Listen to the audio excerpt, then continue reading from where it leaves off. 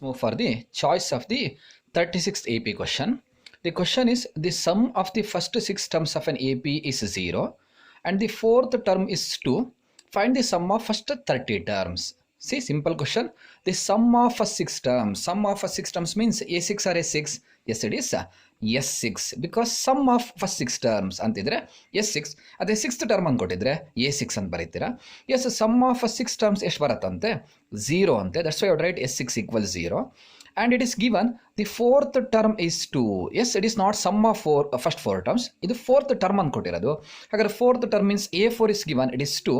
The question is find the sum of first 30 terms. Find the sum of first 30 terms ಅಂದ್ರೆ yes you have to find S30. Yes ನಿಮಗೆ ಗೊತ್ತಿದೆ already S30 use find ಮಾಡಬೇಕು ಅಂದರೆ SN formula use ಮಾಡ್ತೀರಾ. That is SN equals n/2 into 2a plus n minus 1 into d. ಹಾಗಾದ್ರೆ A find ಮಾಡಬೇಕು, ಹಾಗೆ ಏನು ಫೈಂಡ್ ಮಾಡಬೇಕು, ಡಿ ಫೈಂಡ್ ಮಾಡಬೇಕು. How to find A and D? Yes we have to got 2 clues. 2 clue ಇದೆ. S6 equals 0 ಅಂತ ಗೊತ್ತಿದೆ, ಹಾಗೆ A4 equals 2 ಅಂತ ಗೊತ್ತಿದೆ. By utilising these 2 clues we have to find the value of A as well as D. Okay, ನಾವು ನೋಡಿ SN ಇದ್ದರೆ it is n/2 into 2a plus n minus 1 into D. ಹಾಗಾದರೆ S6 means yes it is 6/2 into 2a plus 6 minus 1 into D. Yes in the place of n I had written 6. Yes I just I have written 6 ಬರ್ದಿದ್ದೀನಿ ಅಲ್ಲಿ.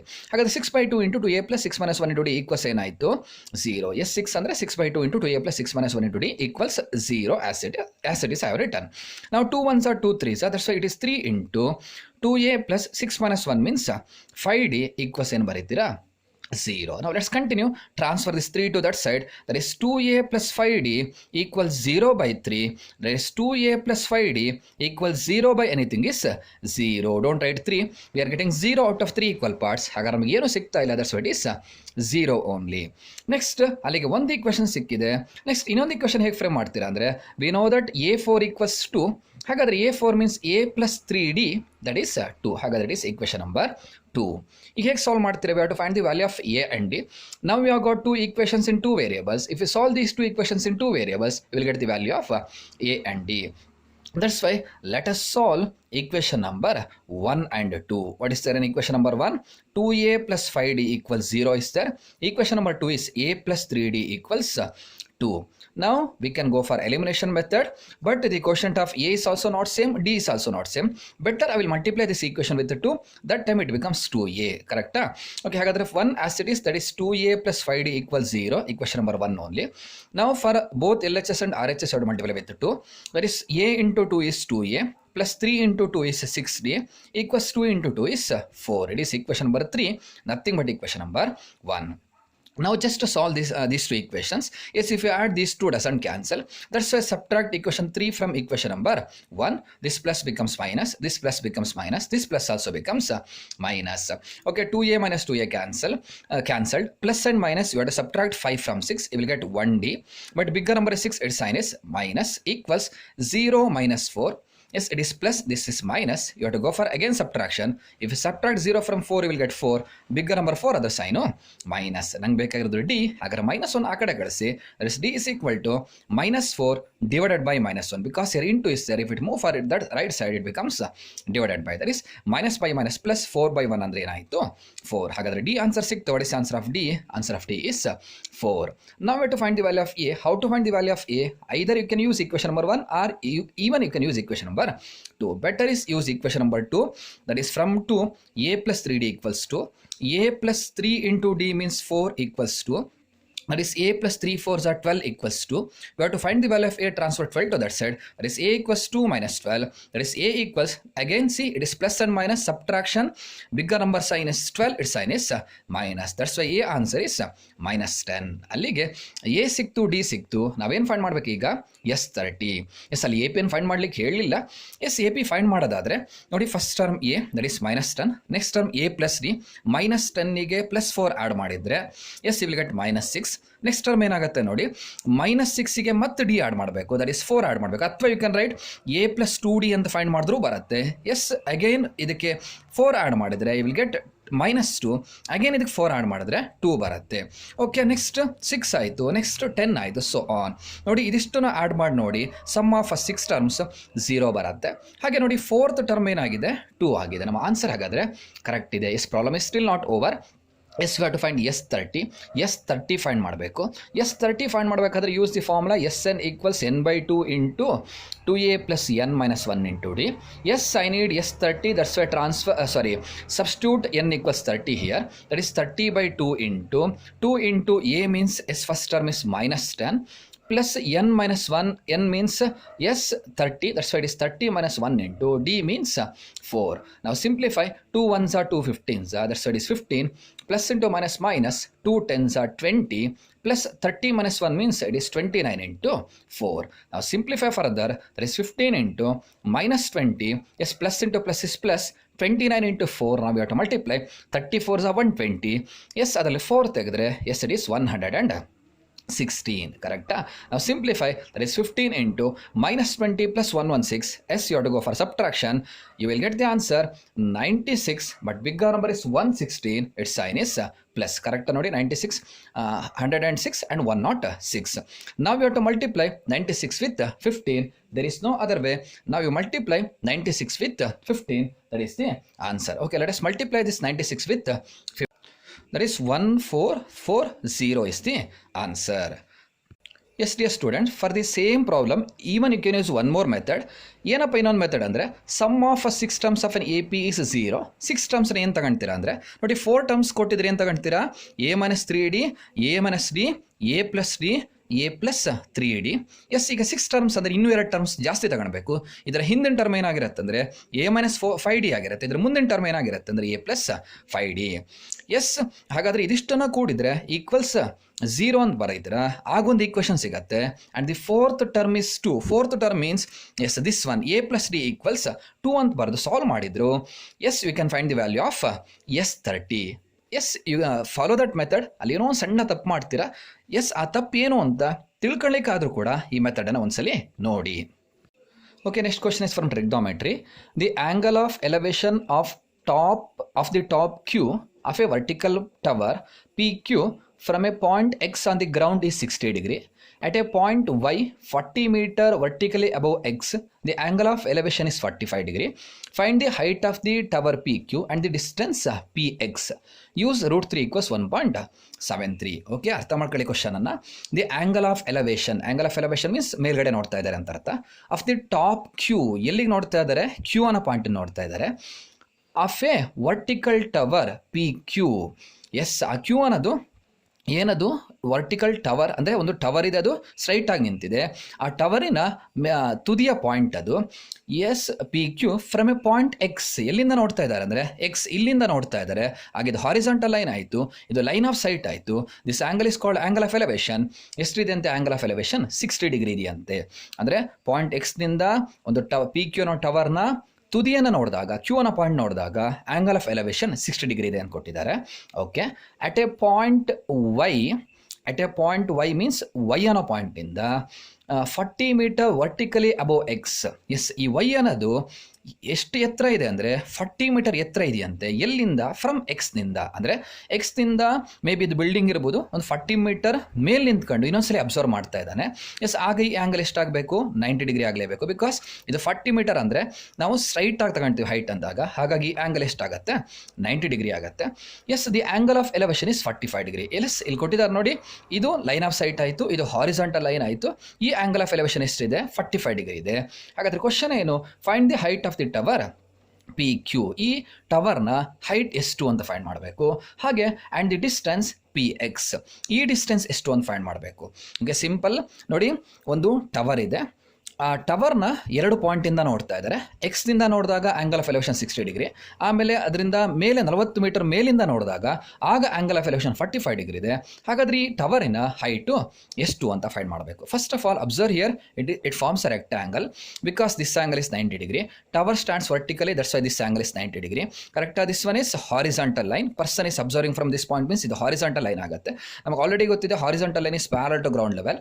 ಹಾಗಾಗಿ ಈ angle ಎಷ್ಟಾಗಲೇಬೇಕು? 90 degree ಆಗಲೇಬೇಕು. ಆಗಲೇಬೇಕು, because ಇವೆರಡು pair of lines, ಇದು transversal, sum of the inter angles on the same side of the transversal sum should be 180 degree. ಇವೆರಡು parallel ಆಗಬೇಕು ಅಂದರೆ ಇವುಗಳ ಸಮ್ 180 ಆಗಲೇಬೇಕು. ಇದು 90 ಇದು 90 ಇದು 90 ಅಂದಮೇಲೆ 270 ಆಯಿತು. ಇದೆಷ್ಟು ಆಗಲೇಬೇಕು ಅವಾಗ 90 ಆದ್ರೆ ಮಾತ್ರ ಇದೆಷ್ಟಾಗುತ್ತೆ, ಇದು ಕ್ವಾಡ್ರಿಲ್ಯಾಟರ್ ಆಗಿರೋದು 360 ಬರಲೇಬೇಕಾಗಿರೋದ್ರಿಂದ ಇದು 90 ಆಗಿ ಆಯಿತು. ಹಾಗಾದರೆ ಇಟ್ ಇಸ್ ರೆಕ್ಟಾಂಗಲ್. ಯಾಕಿದು ರೆಕ್ಟಾಂಗಲ್ ಅಂತ ಹೇಳಿದೆ ಅಂದರೆ ಇದು 40 ಆದಮೇಲೆ ಇದು ಎಷ್ಟಾಗಬೇಕಾಗ 40, because in a rectangle opposite sides are equal. ಹಾಗಾದರೆ ಇದಿಷ್ಟು ಸಿಕ್ತು. ಹಾಗಾದ್ರೆ ನೀನು ಎಷ್ಟು ಫೈಂಡ್ ಮಾಡಿಬಿಟ್ರೆ ಮುಗ್ದಿದೆ, ಕ್ಯೂ ಆರ್ ಫೈಂಡ್ ಮಾಡಿಬಿಟ್ರೆ ಪ್ರಾಬ್ಲಮ್ ಮುಗಿಯುತ್ತೆ. ಹಾಗಾದರೆ ನಾವು we have to find the value of Q R. Q ಆರ್ನ ವ್ಯಾಲ್ಯೂನ ಈಗ ನೀವೇನು ಮಾಡಬೇಕು, ಫೈಂಡ್ ಮಾಡಬೇಕು. ಹೇಗೆ ಫೈಂಡ್ ಮಾಡ್ತೀರಾ? ಫಸ್ಟ್ ಆಫ್ ಆಲ್ ಈ ದೊಡ್ಡ ರೈಟ್ ಆಂಗಲ್ ಟ್ರಯಾಂಗಲ್ ತಗೊಳ್ಳಿ. ಇಲ್ಲಿ ಈ ಆ್ಯಂಗಲ್ 60 ಡಿಗ್ರಿ ಏನು ಗೊತ್ತು, with respect to this angle ಇದೇನಿದು ಆಪೋಸಿಟ್ ಸೈಡ್ ಆಯಿತು. ನಮಗೆ ಆಪೋಸಿಟ್ ಬೇಕು, ಹಾಗೆ ಅಡ್ಜಸೆಂಟು ಕೂಡ ಬೇಕು. ಹಾಗಾಗಿ ಓ ಆ್ಯಂಡ್ ಎ ಎಲ್ಲಿ ಬರುತ್ತೆ ಅಂದರೆ ಟ್ಯಾನ್ ಅಲ್ಲಿ ಬರುತ್ತೆ. ಹಾಗಾದರೆ ಟ್ಯಾನ್ 60 ಡಿಗ್ರಿ ಈಕ್ವಲ್ಸ್, ಡೈರೆಕ್ಟಾಗಿ ಬರೆದಿದ್ದೀನಿ ನಾನು, ನೀವು ಬರೀಬೇಕು in right angle triangle P X Q tan 60 equals opposite, or you can write tan X also. Yes, tan 60 equals opposite means P Q divided by adjacent means ಏನು ಬರೀತೀರಾ, P X ಅಂತ ಬರೀತೀರಾ. Tan 60 means √3 equals P ಕ್ಯೂನ ಏನಂತ ಬರೀಬೋದಪ್ಪ ಅಂದರೆ P R plus ಏನು ಬರೀತೀರಾ, R Q. P R plus R Q ಅಂತ ಬರೀತೀರಾ. P R plus R Q divided by ಏನು ಬೇಕು, ಪಿ ಎಕ್ಸ್. ಹಾಗಾದ್ರೆ √3 ಈಕ್ವಲ್ಸ್ ಪಿ ಆರ್ ಅಂದ್ರೆ ಆಲ್ರೆಡಿ ಗೊತ್ತಿದೆ, it is 40 plus P Q whole divided by ಏನು ಬರೀತೀರಾ, ಪಿ ಎಕ್ಸ್. ನೋಡಿ ಇಲ್ಲಿಗೆ ಸ್ಟ್ರಕ್ ಆಗುತ್ತೆ. ಯಾಕಪ್ಪ ಅಂದರೆ ನನಗೆ ಅಲ್ಲಿ ಪಿ ಎಕ್ಸ್ ಗೊತ್ತಿದ್ಬಿಟ್ಟಿದ್ರೆ ನಾನೇನು ಫೈಂಡ್ ಮಾಡ್ಬೋದಿತ್ತು, ಪಿ ಕ್ಯೂ ಫೈಂಡ್ ಮಾಡ್ಬೋದಿತ್ತು. ಆಗ ಇದಿಷ್ಟು ಕೂಡ್ಬಿಟ್ರೆ ಈ ಟವರ್ನ ಹೆಡ್ ಸಿಕ್ತಿತ್ತು. ಹಾಗಾದ್ರೆ ನನ್ನ ಇಂಟೆನ್ಷನ್ ಏನು ಅಂದರೆ ಈಗ ನಾನು ಪಿ ಎಕ್ಸ್ನ ವ್ಯಾಲ್ಯೂ ಫೈಂಡ್ ಮಾಡಬೇಕು. ಬಟ್ ಪಿ ಎಕ್ಸ್ನ ವ್ಯಾಲ್ಯೂ ಫೈಂಡ್ ಮಾಡಲಿಕ್ಕೆ ಇಲ್ಲಿ ಇನ್ನೊಂದು ರೈಟ್ ಆಂಗಲ್ ಟ್ರಯಾಂಗಲ್ ಏನು ಇಲ್ಲ, ಆಲ್ರೆಡಿ ಒಂದು ಕನ್ಸಿಡರ್ ಮಾಡಾಗಿದೆ. ಹಾಗಾದರೆ ಪಿ ಎಕ್ಸ್ ಬದಲು ನಾನೇನು ಫೈಂಡ್ ಮಾಡ್ತೀನಿ ಅಂದರೆ ವೈ ಆರ್ ಫೈಂಡ್ ಮಾಡ್ತೀನಿ. ಬಿಕಾಸ್ ಪಿ ಎಕ್ಸ್ ಮತ್ತು ವೈ ಆರ್ ಏನು ಈಕ್ವಲ್ ಆಗಿರುತ್ತೆ. Because again it is a rectangle, in a rectangle opposite sides are equal. ಹಾಗಾದ್ರೆ ನನ್ನ ಇಂಟೆನ್ಷನ್ ಏನು ಅಂದರೆ now I have to find Y R. Y R find ಮಾಡ್ಲಿಕ್ಕೆ ಹೊರಟಿದ್ದೀನಿ. ಹೇಗೆ ವೈ ಆರ್ ಫೈಂಡ್ ಮಾಡ್ತೀರಾ ಅಂದರೆ consider this right angle triangle. With respect to this right angle triangle ಇದು ಅಕ್ಯೂಟ್ ಆಂಗಲ್ 45 ಡಿಗ್ರಿ ಇದೆ, ಇದು ಆಪೋಸಿಟ್ ಆಯಿತು, ಇದೇನಿದು ಅಡ್ಜಸೆಂಟ್. ನಂಗೆ ನೋಡಿ ಅಡ್ಜಸೆಂಟ್ ಬೇಕು, ಹಾಗಾಗಿ ಆಪೋಸಿಟು ಕೂಡ ಬೇಕು. ಆಪೋಸಿಟ್ ಆ್ಯಂಡ್ ಅಡ್ಜಸೆಂಟ್ ಟ್ಯಾನಲ್ಲಿ ಬರುತ್ತೆ. S O H C A H T O A ಅಂತ ಕೇಳಿದರೆ tan means O by A. ಹಾಗಾದರೆ again you apply tan 45 degree equals ಅಥವಾ tan Y equals opposite by adjacent. Opposite means Q R by adjacent ಅಂದರೆ Y R. Tan 45 means 1 equals Q R divided by ಏನು ಬರೀತೀರಾ, Y R. ಹಾಗಾದರೆ cross multiply ಮಾಡಿ 1 into Y R is Y R equals 1 into Q R is Q R. ಅಲ್ಲಿಗೆ ಏನು ಸಿಕ್ತು, Y R ಸಿಕ್ತು. ಎಷ್ಟು ವೈ ಆರ್ ಅಂದರೆ Q R. Y R and Q R are equal ಅಂತ ಗೊತ್ತಾಯಿತು. ವೈ ಆರ್ ನನಗೆ ಬೇಕಾಗಿರೋದು ವೈ ಆರ್ ಅಲ್ಲ, ಆ್ಯಕ್ಚುಲಿ ಬೇಕಾಗಿರೋದು ಪಿ ಎಕ್ಸ್. ಹಾಗಾದರೆ ಪಿ ಎಕ್ಸ್ ಅಂದರೆ it is Q R, because P X and Y R are equal. ನೋಡಿ ನಂಗೆ ಪಿ ಎಕ್ಸ್ ಬೇಕಿತ್ತು, ಪಿ ಎಕ್ಸ್ ಬದಲು ಏನು ಫೈಂಡ್ ಮಾಡಿದೆ ನಾನು, ವೈ ಆರ್ ಫೈಂಡ್ ಮಾಡಿದೆ. Y R answer Q R ಬಂತು. ಹಾಗಾದರೆ ಪಿ ಎಕ್ಸ್ ಆನ್ಸರ್ ಕೂಡ ಕ್ಯೂ ಆರ್. ಈಗ ಈಕ್ವೇಷನ್ ನಂಬರ್ 1 ಅಲ್ಲಿ ಸ್ಟಕ್ ಆಗಿತ್ತು. ಈಕ್ವೇಷನ್ ನಂಬರ್ 1 ಇಂದ ಬನ್ನಿ. ಫ್ರಮ್ ಈಕ್ವೇಷನ್ ನಂಬರ್ 1 ಏನಿದೆ, ಈಕ್ವೇಷನ್ ನಂಬರ್ 1 ಅಲ್ಲಿ √3 equals 40 plus P Q divided by P X ಇದೆ. That is √3 equals 40 plus P Q.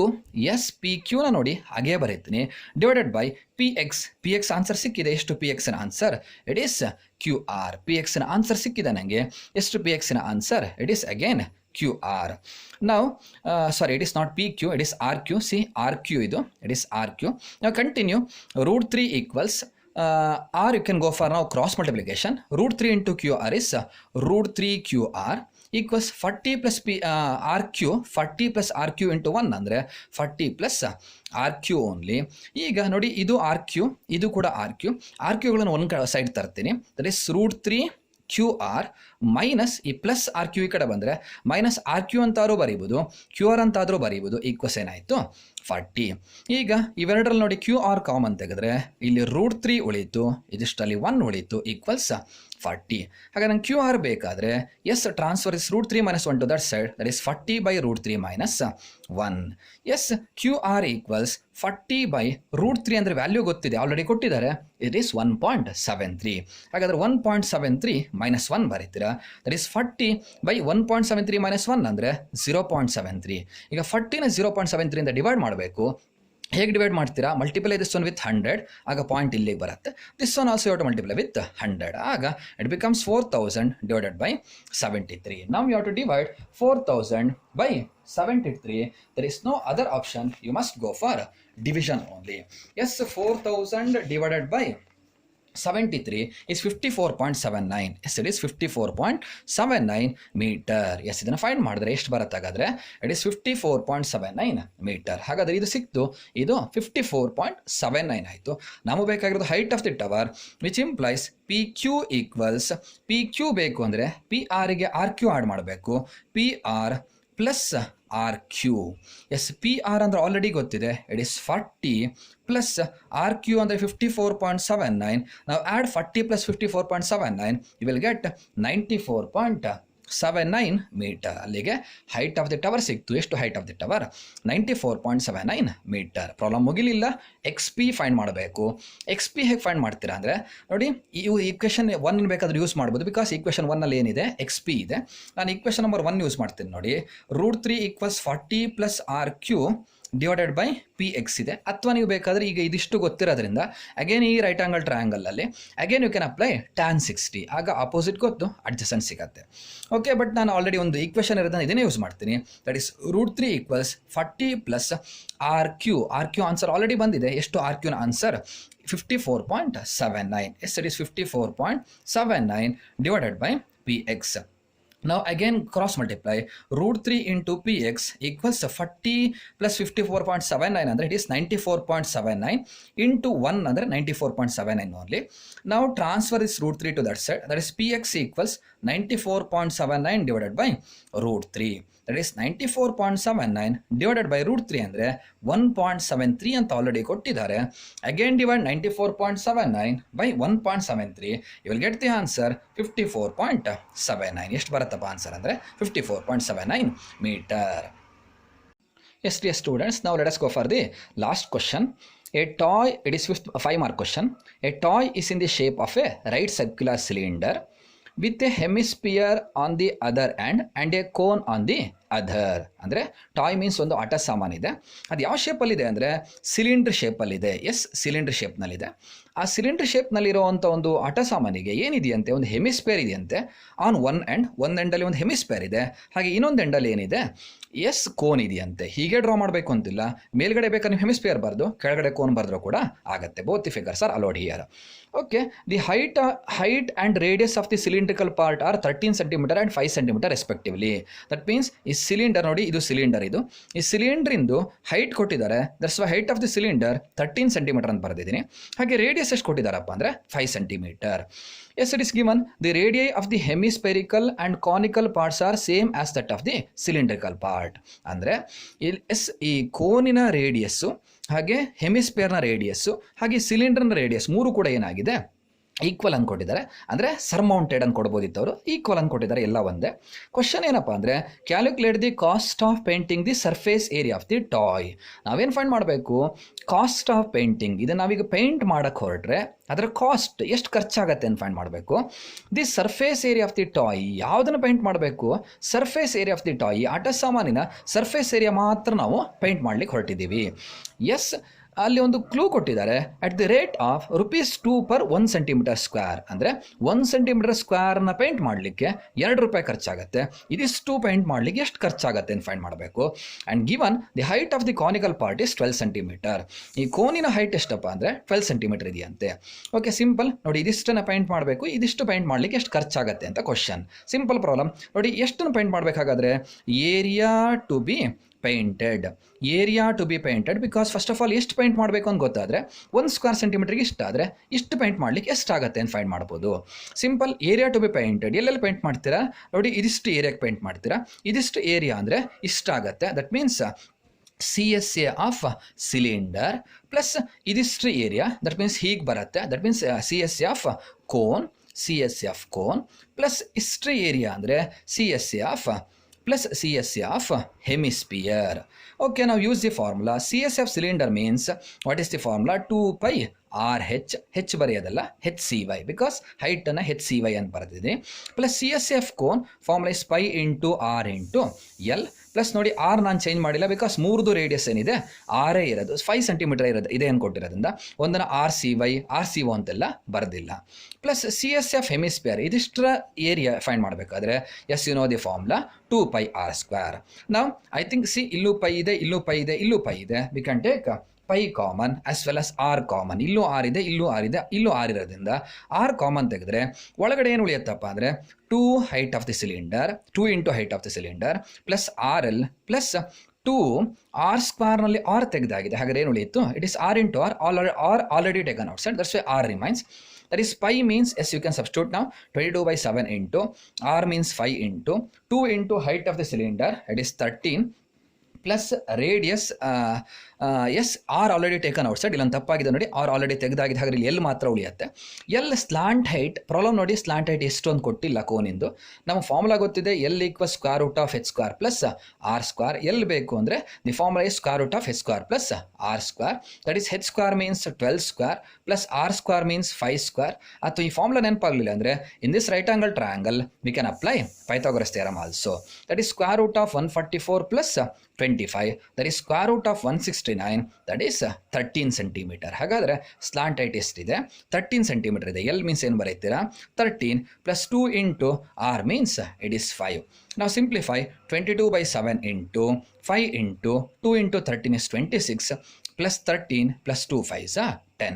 That is 22/7 into 5 into 26 plus 13 plus 10. You add, you will get 49. See, 7 1s are 7 7s are. Now 22 5s are 110, 110 7s are 770. Since it is area, that's why I would write centimeter square. ಹಾಗಾದರೆ ನಾವು ಎಷ್ಟು area point ಮಾಡಬೇಕಪ್ಪ ಅಂದರೆ 770 centimetre square ಏರಿಯಾನ point ಮಾಡಬೇಕು. ಅಲ್ಲಿ ಎಷ್ಟು area point ಮಾಡಬೇಕು ಅಂತ ಕೇಳಿದ್ದಲ್ಲ, ಅದು ರೇಟ್ ಎಷ್ಟಾಗುತ್ತೆ ಅಂತ ಕೇಳಿದ್ದಾರೆ. ನಮ್ಗೇನು ಕೊಟ್ಟಿದ್ದಾರೆ ಕ್ಲೂ ಅಂದರೆ ಫಾರ್ 1 ಸ್ಕ್ವೇರ್ ಸೆಂಟಿಮೀಟರ್ ₹2 ಖರ್ಚಾಗತ್ತಂತೆ, ₹2 ಖರ್ಚಾಗತ್ತಂತೆ. ಹಾಗಾದರೆ ಫಾರ್ 770 ಸೆಂಟಿಮೀಟರ್ ಸ್ಕ್ವೇರ್ ಎಷ್ಟು ಖರ್ಚಾಗತ್ತೆ ಅಂತ ಫೈಂಡ್ ಮಾಡ್ತಿದ್ದೀರಾ? You can go for unitary method, that is cross multiplication method. Yes, simple, 770 into 2 divided by 1. Yes, if you multiply, we'll get 1540 rupees. ಹಾಗಾದರೆ ಇಷ್ಟನ್ನು paint ಮಾಡಲಿಕ್ಕೆ ಎಷ್ಟು ಖರ್ಚಾಗುತ್ತೆ ಅಂದರೆ ₹1540 ಖರ್ಚಾಗುತ್ತೆ. Hope you understood.